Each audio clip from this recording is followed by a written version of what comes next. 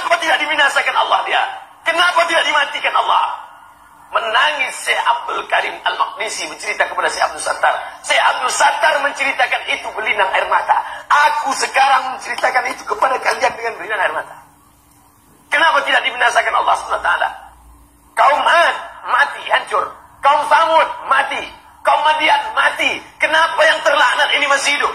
Pertanyaan ini pernah kutanyakan kepada guruku di Al-Azhar, Syekh Muhammad Jibril. Syekh Muhammad Jibril, kenapa Allah tak binasakan Palestina? Kenapa Allah tak binasakan Israel di Palestina? Apa kata Syekh Muhammad Jibril? Kalau Allah membinasakan Israel, lalu kau masuk surga pakai apa? Allah biarkan mereka hidup supaya kau berjihad di jalan Allah. Tapi bukan berarti selesai acara ini kau beli tiket ke Palestina. Belajar engkau serius sampai doktor, sampai profesor. Lalu dengan uangmu, dengan hartamu, dengan ilmumu, kau akan menolong saudaramu di Palestina. Saudara-saudari yang terkasih, salam sejahtera bagi kita semua. Saya tidak tahu apakah Anda pernah menyaksikan video yang saya tayangkan pada awal dari tayangan saya ini. Video tersebut sudah saya potong pada bagian awalnya, di mana Abdul Somad mengungkapkan tentang kekerasan atau kebengisan tentara Israel. Anda tentu bisa menyaksikan video tersebut secara penuh di YouTube. Tayangan saya ini bukan hendak mengkritik, bukan juga hendak mengomentari jawaban Abdul Somad terhadap pertanyaan dari audiensnya. Saya hanya tertarik untuk menjawab dalam perspektif iman kekristenan. Tetapi baik kalau kita mengubah pertanyaan itu menjadi pertanyaan umum, tanpa menyebut suku bangsa tertentu, tanpa menyebut kaum tertentu, tanpa menyebut agama tertentu. Sebab nyatanya saudara-saudari, siapapun kita itu bisa menjadi jahat. Bagaimana tanggapan kita terhadap persoalan ini? Mengapa di dunia ini ada kejahatan? Mengapa di dunia ini ada orang-orang jahat? Mengapa Allah tidak membinasakan, tidak melenyapkan saja orang-orang jahat itu? Dan apakah memang Allah menciptakan kejahatan sebagai tantangan, sebagai alat, atau sebagai jembatan untuk manusia supaya bisa masuk surga? Berikut ini adalah sebagian pemahaman yang perlu kita miliki sebagai orang beriman Kristiani. Dalam perspektif iman kita sebagai murid Yesus, tidak ada orang yang memang diciptakan untuk menjadi jahat. Refleksi dalam kitab Kejadian menyebut, semua yang diciptakan Allah adalah baik adanya. Allah tidak mungkin menciptakan apa yang bertentangan dengan dirinya sendiri. Dari yang baik itu pasti keluar yang baik. Dari yang jahat, keluar juga yang jahat. Allah itu maha baik, tentu dari Allah keluarlah yang baik. Kalau Allah yang baik itu menciptakan atau sengaja menghadirkan kejahatan, Allah melawan dirinya sendiri. Lalu bagaimana kejahatan itu bisa muncul? Kejahatan adalah sebuah efek dari kehidupan yang terpisah dari Allah. Kejahatan adalah akibat tidak adanya persahabatan dengan Allah. Kejahatan terjadi ketika manusia menjauhkan diri dari Allah, menolak untuk bersahabat dengan Allah, menolak untuk tinggal dalam cahaya sejati, dan memilih untuk berada dalam kegelapan. Sebenarnya tidak ada manusia yang suka tinggal dalam kegelapan. Tetapi jika ada yang terlihat tinggal dalam kegelapan, sebenarnya mereka sedang terjebak dalam cahaya yang palsu. Kita tahu iblis dikenal juga dengan sebutan Lucifer, dari kata lux yang berarti cahaya atau terang. Iblis juga bisa menjadi malaikat terang, malaikat cahaya yang bisa mengelabui dan bisa menjebak orang. Iblis bisa memanipulasi orang sehingga orang itu berpikir dan merasa paling beragama, paling mengenal Allah, sedikit-sedikit atas nama Allah. Namun, cermatilah dan waspadailah jika seruan atas nama Allah ujung-ujungnya digunakan untuk membenarkan kekerasan, untuk melawan kemanusiaan. Sudah sangat jelas bahwa orang-orang demikian sedang dalam pengaruh cahaya palsu atau sedang terpengaruh oleh Lucifer atau iblis itu. Apapun keyakinan, apapun agama dari orang itu.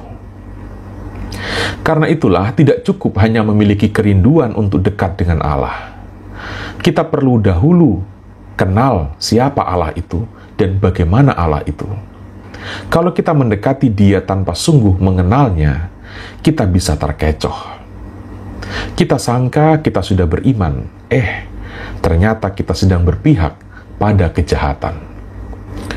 Kalau kita kembali pada iman kekristenan, kita akan tahu bahwa misi gereja adalah memperkenalkan seperti apa wajah Allah itu sebenarnya. Wajah Allah adalah wajah yang berbelas kasih, wajah pengorbanan, wajah pengampunan. Dan wajah itu teramat sangat jelas ada dalam diri Yesus Kristus. Maka kedekatan atau relasi kita dengan Yesus Kristus membuat kita mengetahui seperti apa kasih itu sebenarnya, seperti apa terang sejati itu sebenarnya. Namun faktanya kini adalah orang-orang yang tinggal di dalam kegelapan itu memang ada. Dan kita harus menerima kenyataan itu. Pertanyaan sekarang adalah, mengapa Allah tidak menyingkirkan atau melenyapkan saja orang-orang yang berpihak pada kejahatan? Bukankah mereka itu ibaratnya benalu, ilalang yang perlu untuk dicabut? Saudara-saudari, kita semua dipanggil untuk berbuah dalam kondisi apapun. Tuhan tidak meminta kita untuk sibuk mencabut dan menyingkirkan hal-hal yang tidak sejalan dengan kita. Tuhan meminta kita untuk berjuang agar berbuah dalam setiap kondisi hidup. Walaupun hidup di tengah kejahatan, berjuanglah untuk berbuah. Itulah misi kita. Walaupun mungkin buah kita menjadi tidak maksimal, janganlah berhenti untuk berbuah, janganlah berputus asa, tetaplah berbuah. Dari buah itulah Tuhan membedakan mana gandum dan mana ilalang, mana buah dan mana benalu.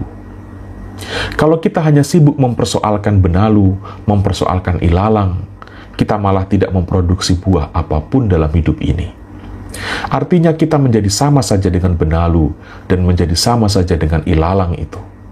Malah akhirnya kita berubah, justru menjadi benalu dan justru menjadi ilalang. Sebagai kesimpulan, saudara-saudari, Tuhan tidak menciptakan dan tidak mempertahankan kejahatan supaya kita bisa berjuang masuk surga.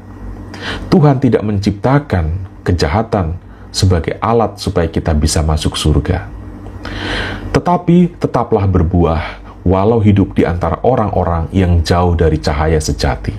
Tetaplah berbuah walau hidup di tengah orang-orang jahat. Tuhan tidak memperhitungkan banyak atau sedikitnya buah yang kita hasilkan. Tuhan ingin melihat kita berbuah dalam kondisi apapun hidup ini. Karena itu, mari kita tidak sibuk mempersoalkan tentang kejahatan. Mari kita lebih mempersoalkan bagaimana cara kita supaya kita tetap bisa berbuah. Dan Yesus mengajarkan kepada kita, supaya kita bisa berbuah, kita harus tetap tinggal pada pokok anggur. Artinya, berelasi dengan Yesus Kristus adalah kunci utama agar kita bisa berbuah. Salam saudara-saudara yang diberkati oleh Tuhan. Itulah dia video cuplikan yang baru saja kita tonton tadi videonya.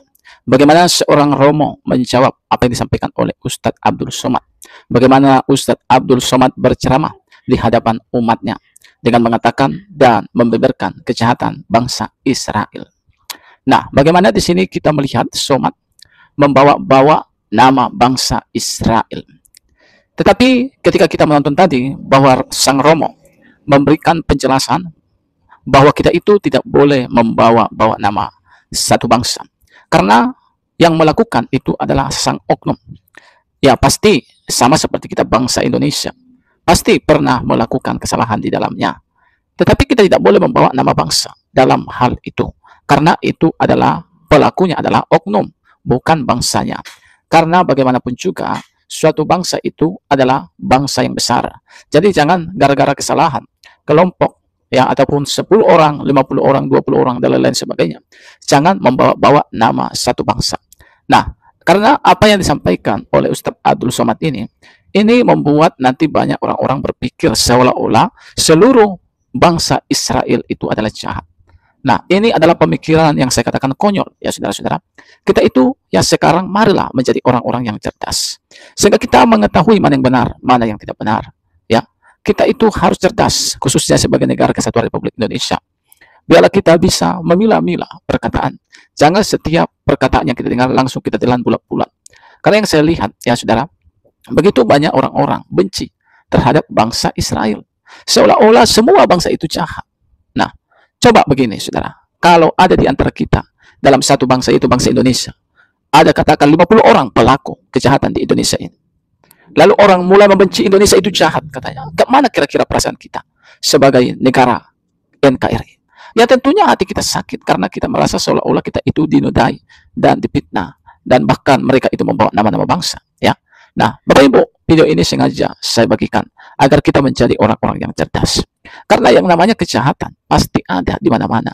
Di suku manapun, di agama manapun, ya di bangsa manapun, pasti ada orang-orang jahat di sana. Dan kejahatan itu bukan diciptakan oleh Tuhan. Tetapi kejahatan itu adalah pilihan manusia, yang mana mereka mengikuti kehendak dagingnya. Mereka mengikuti kehendak iblis, sehingga mereka tersesat. Jadi kita tidak boleh menghakiminya, bahkan membawa nama bangsa itu. Ya, tetapi kita sebagai orang-orang yang beragama seharusnya kita menyampaikan kebenaran, kita menyampaikan ceramah yang baik, agar orang-orang mendengar ceramah kita boleh diubahkan hidupnya menjadi orang-orang yang baik, bukan menjadi orang-orang yang membenci ataupun balas dendam satu dengan yang lain. Itu tidak baik, saudara-saudara ya. Nah, teman-teman, kiranya video yang saya bagikan boleh mengedukasi dan memberikan pelajaran penting. Tuhan memberkati. Shalom.